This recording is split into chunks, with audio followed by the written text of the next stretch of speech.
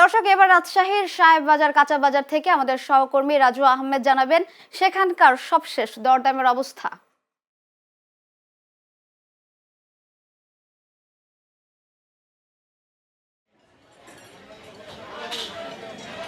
আমরা এই মুহূর্তে অবস্থান করছি রাজশাহী সাহেববাজার কাঁচা বাজারে। লিমা তালুকদার, আপনি যেমনটা বলছিলেন, রাজশাহী সাহেববাজারে প্রায় প্রত্যেকটা সবজির দাম 5 থেকে 10 টাকা বৃদ্ধি পেয়েছে।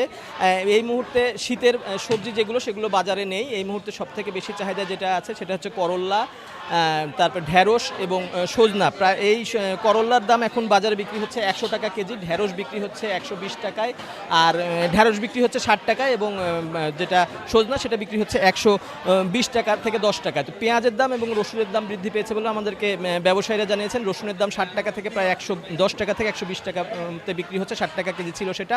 পেঁয়াজ প্রায় 5 থেকে 10 টাকা বৃদ্ধি পেয়েছে। ব্যবসায়ীরা যেটা বলছেন যে সরবরাহ ঘাটতি রয়েছে, সরবরাহ ঘাটতির কারণে বাজারে সবজির দাম কিছুটা বৃদ্ধি পেয়েছে।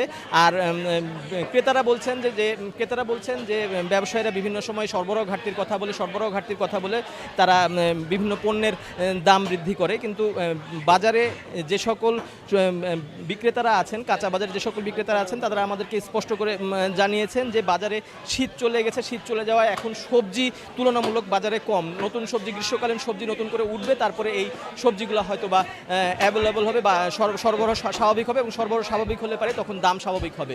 তো এই মুহূর্তে বাজারে এই ছিল সর্বশেষ চিত্র। ধন্যবাদ রাজু আহমেদ।